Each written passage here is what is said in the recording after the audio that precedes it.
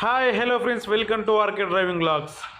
నాకైతే ఎప్పటి నుంచి ఒక డౌట్ ఉండేదన్న, ఈ కన్స్ట్రక్షన్ అయ్యే దగ్గర కనిపించే వెహికల్స్ ఉంటాయి కదా, ఇలాంటి ట్రక్స్ అవి ఇప్పుడు అలా తిరుగుతూ ఉంటాయి, అసలు ఆగినాగో ఎందుకా అని చెప్పేసి ఒక డౌట్ ఉండే.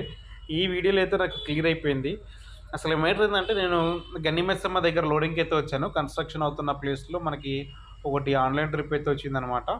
సో నేను ఇక్కడ లోడింగ్కి వచ్చిన తర్వాత ఇదైతే తిరుగుతూ ఉంది, పైన కించి పడేది పడతా ఉంది. మనకైతే అర్థం కాలేదు ఏంటిదా అని చెప్పేసి పక్కనున్న వాళ్ళకి అడిగితే వాళ్ళు చెప్పారనమాట, సిమెంట్ దాని లోపల పడినప్పుడు అది గడ్డ కట్టకుండా, కాంక్రీట్ ఉంటుంది కదా దాని లోపల పడినప్పుడు అది గడ్డ కట్టకుండా ఇది రొటేట్ అవుతూ ఉంటుందంట.